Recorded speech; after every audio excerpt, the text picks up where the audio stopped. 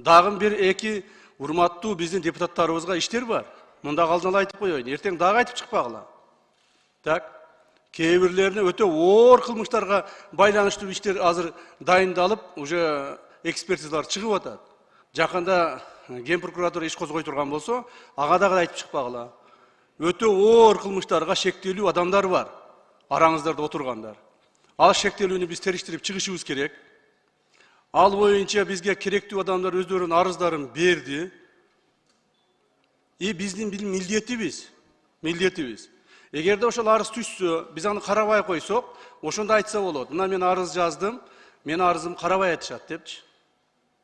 Эгерде биз ошо текшерүү маалында, же болбосо иликтөө маалында ал кылмыштар такталбай турган болсо, аны дагы сот аркылуу чечим кабыл алынат.